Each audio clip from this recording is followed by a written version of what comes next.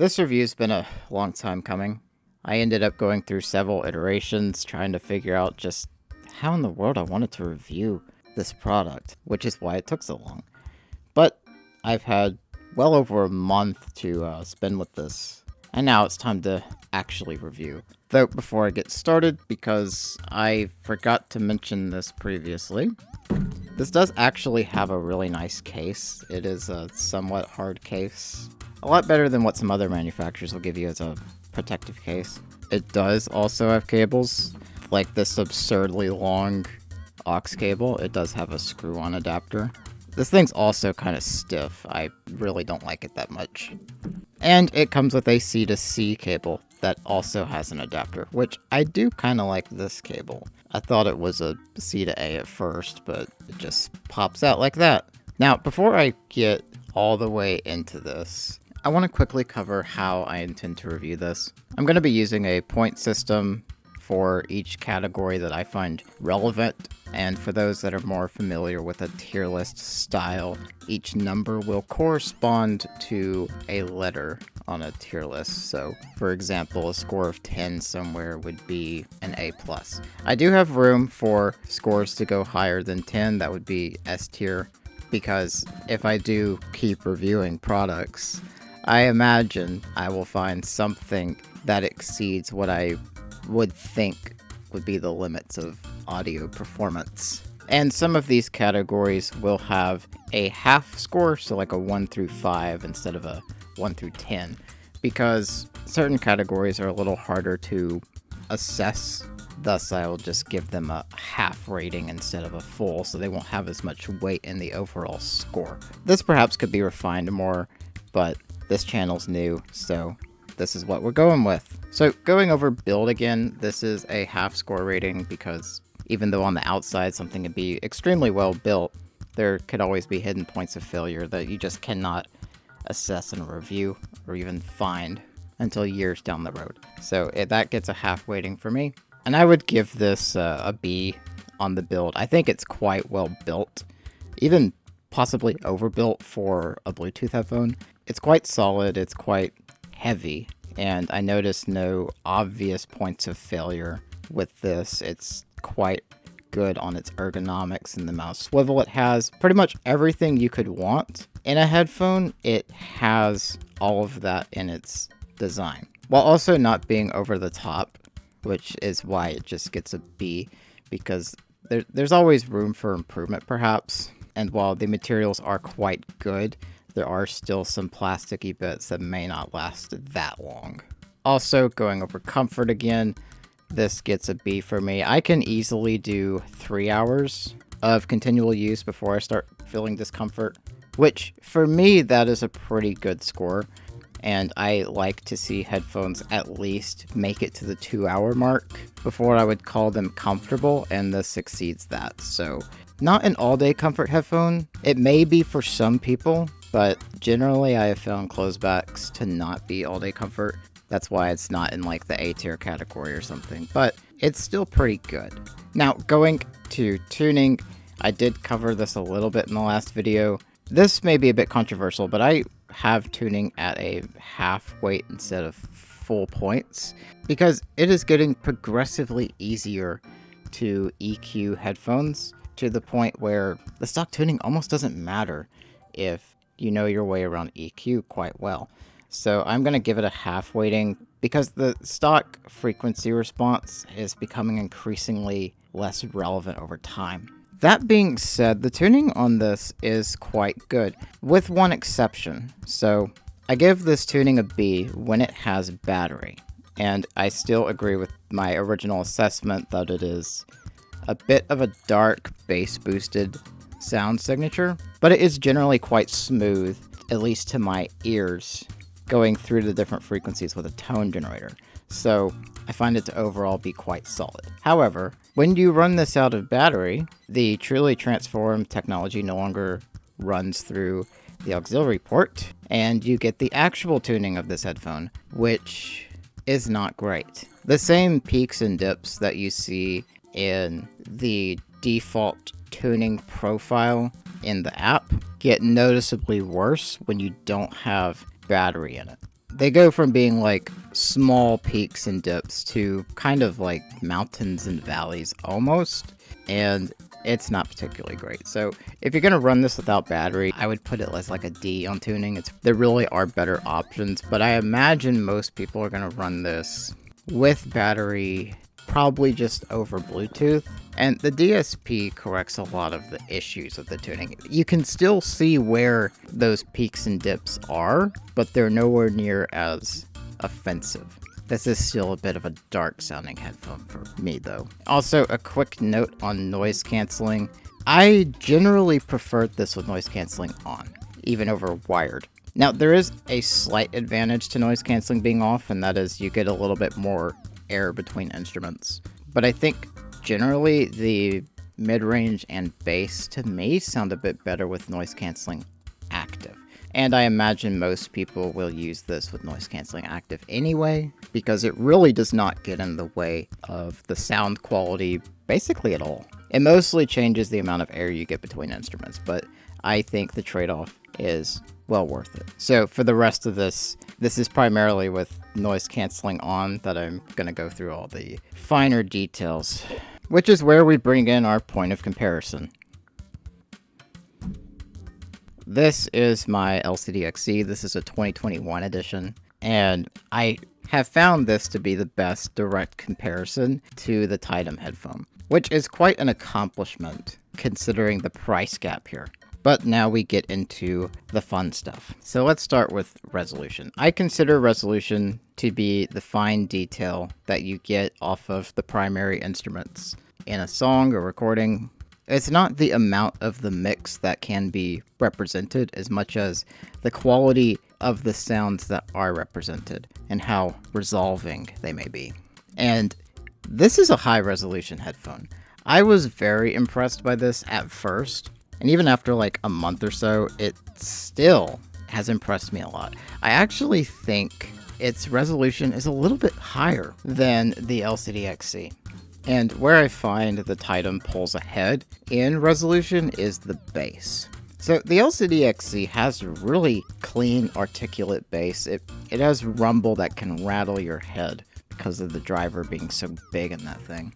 But comparing these, I found the Titum to be a little bit cleaner overall in how it handles sub bass, even if the sub bass doesn't quite rattle your head to the same extent of the XC. It's more articulate, just a little bit, but it does come across as generally cleaner, more effortless. As for where I would rank it, it's gonna be A-. It's very, very competent on resolution. And it's kind of an in-between of, say, a headphone like this and one of those $3,000 Summit 5 headphones that most people should never buy. On resolution alone, this bridges the gap. Very impressive given the price point, but there's a lot more to audio than just that one category. And here's where we get to probably the biggest strength of this headphone, and that is going to be instrument separation. So instrument separation has to do with how well instruments are separated. And typically in a very busy mix that has a lot going on, even headphones like the LCD XC can sometimes struggle at presenting instruments clearly and separate. I have yet to find a song that the Titum headphone struggles on as far as that goes. It's extremely good at instrument separation. And this really comes across in very busy songs that have, say, a lot of panned drums going everywhere. This just sounds beautiful and so clean and clear when producing such things. It makes this sound like it's struggling a bit, which I know some people will probably think you're just not amping it right or blah blah blah. I've been comparing these on my ShaneLink EH3, and the balanced output can put up to 5 watts, so I think this is receiving proper amplification. They both sound really good, it's just the Titum's pulling ahead in instrument separation. I would have to put it at an A. It's almost perfect on instrument separation compared to headphones that I listen to at CanJam. It's so incredibly good at this. But where the XC starts to gain some ground is in detail retrieval. I would liken this to render distance in a video game. It's one thing to have high resolution. It's another thing to have high render distance, and this really has to do with how far a headphone can peer deep into a mix and reveal all the little sounds and characteristics that may otherwise be hidden. That is the LCD XC's specialty. And the Titum is not, it is good, but it's not to the level of this. And it feels like it's a few notches down on that, because just distant ambiances kind of get lost on this, or just not really heard that well. So for that, I would give it a B+.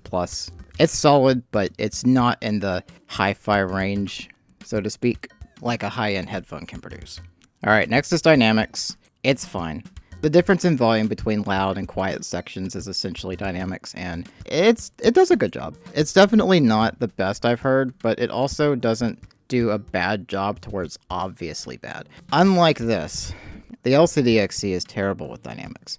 And I've seen a lot of reviews where people say, yeah, this is such a dynamic headphone. And then you listen to like any orchestral music and realize that the difference in volume between the quiet section and the loud section is like nothing. It's such a compressed sounding headphone.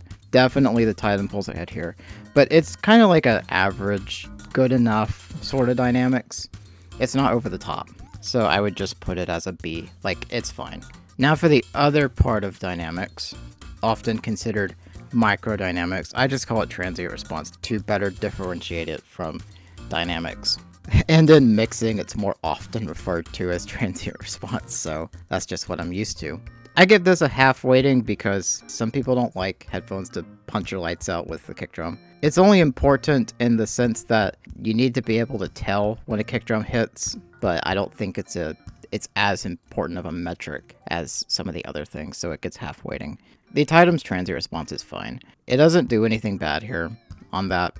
It may not punch your lights out quite as hard as some other headphones out there, but it's certainly not weak in its ability to produce punchy bass. Compared to the XC, I would consider the XC more of a slammy bass. It's because of the compression of this headphone, as I've learned from having done mixing for several years. Compression can oftentimes give the illusion of better bass punch because it's drawing out the transient of the bass a little bit more. And I find the XC kind of does that with its compression. It makes it sound really fun, but it's not particularly accurate transient response. So I actually think the Titum's a little bit more correct on that. But hey, a lot of people like how these compressed planars sound, but from my perspective, it's not ideal. All right, let's talk about soundstage now.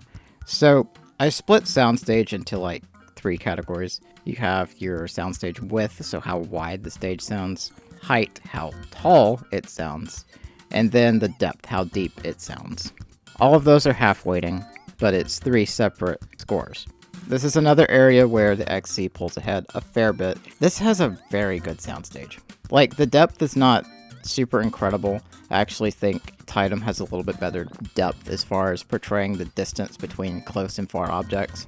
And a lot of that has to do with the compression of this headphone. But what this does manage to have is some very impressive soundstage width.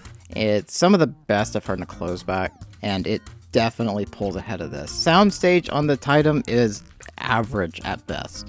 It's not particularly wide sounding. I think even some focals can sound wider than this. So I would just kind of give it like a C. It's okay. Height is also okay on this. Not particularly impressive. If you're like playing a video game, hearing footsteps above you kind of works. It's not super articulate in that category though. Although I think the depth on this is pretty decent. Close things sound kind of close and far things sound kind of far. The XC doesn't have that, but like I said earlier, it's the compressed nature of the sound on these types of headphones that make them sound like that. Another aspect of soundstage, it's not actually something I score, but because of how compressed this is, combined with its really big width, the scale of instruments is almost larger than life on the XC. You don't get that effect on the Titum. Instruments sound rather small in comparison. Again, not a metric I score, but it does highlight some of the advantages of a high-end headphone, and I find that a lot of the overpriced, super expensive headphones, they tend to make instruments sound larger than they should, almost. And that's oftentimes a desirable quality. It's something the XC has, the Titum does not. But you can just crank the volume on this to make up the difference. It's just you'll be listening louder to achieve the same sense of scale. Now here's where we reach a great divide. Imaging. Imaging has to do with the positional accuracy of instruments. This can also be applied to games. So if you're trying to hear footsteps in an FPS, you want to know where those are so that you can be prepared to face the threat that comes towards you. By comparison, this is one of the best imaging headphones out there. Like, the only thing I've heard better is the N90Q by AKG, and that uses a special crossfeed DSP to mimic the imaging characteristics of speakers, which it does very well. This is like just under that in its ability to image. As far as headphone imaging goes, it's incredible. And just playing like Battlefield, for example, you can tell exactly where everything is around you. Granted, the lack of dynamics on this headphone do make it a bit difficult to gauge distance. But as far as like that 360 degree location, it's actually so very good at that. And here's where we get to that great divide part. The Titum is surprisingly bad at imaging. I remember a few weeks into listening to this, I was thinking to myself, the position of instrument sounds kind of hazy. Like it's not very fine in my ability to like pinpoint where stuff is. So I decided to play Battlefield with this. That was a nightmare. I could not tell where anything was coming from at all. Footsteps, gunfire, explosions. I was lost. And it was incredibly disorienting to actually use this headphone for gaming. It took me a little while to figure it out, but here's what's happening with the imaging on this headphone. Let's say this totally not knockoff battery is you, and in front of you, you have your soundstage. A good headphone will have a very coherent, well-rounded positioning of instruments that is consistent. The XC does that, but the Titum does not. The best way I could describe it, the center stage is largely fine. It sounds like it's around, let's just say here. And as you start to pan out, it kind of curves a little bit and, matches what you would expect a headphone to sound like until you get to about 45 degrees. And the further off you go past 45 degrees, the more distant sounds become. And it causes this weird warping effect. Sounds past 45 degrees sound like they're about twice the distance away as the sounds right here. They also curve in almost this warped sort of way, so that the sounds generally are not just in front of you. The pan sounds kind of warp around your head, sort of, which isn't necessarily a bad thing. As they warp, they kind of pan out really far and sound like they're not even part of the same mix, which is incredibly disorienting when you're trying to play a game and listen for footsteps. I also noticed this in a song, so I forgot the name of the artist. I'll probably put it up on the screen. But the song is called Animal Style Anthem, and there's a section at around the minute mark where you can hear a go-kart starting on this side, and it goes all the way across to the other side. At least it sounds like a go-kart. It could be maybe a cup car or something. But on a headphone that has good imaging, it kind of starts over here, and compared to you, it just kind of goes sort of like that, where as it pans across, it gets slightly more distant to where finally becoming a good bit distant once it reaches past here. Here's how the Titum does it. It starts behind you, sort of warps around like this, goes kind of like that, and then starts to warp again. It's not that relatively straight line like it should be. It's all over the place, kind of like in this weird U shape. But the curve gets less sharp towards the end of it. So you have like this orbital sort of shape to how that is supposed to be something more like a line, and that's really bad. I've heard headphones that image pretty bad. I am not sure if I have heard one that sounds worse than that. So this gets like a D on imaging. It stinks. Which could be a deal breaker for some people, because that would make it very hard to mix on. And even for gaming, it was so bad trying to figure out where things were because of that weird warping. It's just so disorienting. I imagine you could get used to it, but it's still not good. And it deserves a bad score because it's really bad at that. There is a way to fix it. I will get into that later. Let's finish up and talk about timbre, which is my last category here. Because of how resolving this headphone is, instruments do sound relatively natural. and clear as they should, but I do find it generally leans a bit cold on its timbre. I think the XC does actually pull ahead here slightly. This is a bit plastic in how its timbre is, but the vocal timbre is better on this. It's just a little bit more convincing, a little bit more realistic, and it just pulls ahead ever so slightly from the Titum. I think the Titum does have better bass timbre, but that's probably just because of the resolution of the headphone, pulling it ahead just that little bit. But it's otherwise fine. I would put it at B-. It does good enough that it's not really an issue unless you're paying attention, and then it's like, oh well, I guess it could be better. But it's a closeback. It's hard for closebacks to have good timbre usually, so not a problem really. So what is the overall score? Well, the scoring system goes up to 100 points, unless you're talking about things that hit into S tier, and then it goes higher than 100 points. And out of 100, this gets a 65, which is actually not bad. That puts it well within B tier overall, which I think for a $500 portable headphone, that's actually pretty good. I will give it a few bonus points though, because it's Bluetooth, it's noise canceling. Because the noise canceling does not get in the way of your music, I'm actually going to give a total of 3 extra bonus points for the added convenience that this headphone has to offer, bringing up the total to 68. If you round that up, that would be a B+, which as a comparison, the LCD XC also gets a 68 for me, which is kind of hilarious that they're tied even though they sound completely different and are in vastly different price categories. That's what I think makes this so impressive. It's not worse than the XC, it just has different strengths than the XC.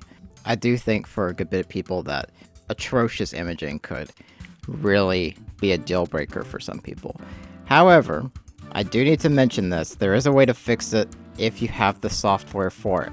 Or if you're one of those people, the hardware, I guess. You can fix the imaging with crossfeed. So I use Rootless James DSP for all of my DSP needs. I use that for EQ and anything else. It also has crossfeed, and it has, I think, 5 different crossfeeds built in that you can choose from. And not every headphone benefits from crossfeed. The XC, for example, it doesn't really sound better when you add crossfeed. Its imaging's already good enough that you don't need it to make it sound better. And some headphones are completely ruined by crossfeed. So it's not just a magical DSP tool that you click the button and every headphone magically sounds good. But the Titum headphone is one that really benefits from having crossfeed enabled, so much so that it fixes that terrible imaging, and I would say brings it up to maybe like a C, which would bring the overall score of the Titum headphone over 70. So the terrible imaging can be fixed, and it's still not as good as the XC, I would say, even with crossfeed, but it's good enough that it's no longer an issue that is potentially deal breaking. So with all that being said, in practice, while the score may be from 65 to 70 depending on how you set it up, I think in practice I would actually give this a B+ on, say, a tier list. I quite like the Titum headphone, and given its price point, it's very difficult to not recommend something like this, because I was comparing it to an LCD XC, and it is extremely competitive with headphones of that caliber. Now, the LCD XC, some people love it, some people hate it. A lot of reviewers consider it to be like the best closeback on the market if you use EQ. In a way, this does some things better than the XC, like I mentioned. In particular, love the instrument separation on this. I think it brings so much authority to the drums that the XC cannot do. No matter how hard you try to get it to do it, it just can't. So this is an excellent sounding headphone, I think. But I wouldn't mix on it unless you're going to run crossfeed through it. And I probably just would not game on it at all. Crossfeed may actually make it decent for gaming. It still would not be my first pick for gaming. But for listening to music, man, it is hard to find anything better than the Titum headphone at this price point. It's so good at that. Anyway, that's the review with a direct comparison to the XC. I hope this was at least mildly useful to you. And if you did enjoy that, please consider subscribing or just, commenting, getting into the conversation. I'm not the only one that has a Titum headphone, so maybe some other early backers could chime in, give their opinions as well, so that you could get a more well-rounded viewpoint of what people are saying about this. For me at least, it's solid and competes well above its price point. It just has one glaring flaw that if you fix, this is competitive with a high-end kilobuck range headphone. Anyway, thank y'all for watching. I hope to see y'all next time.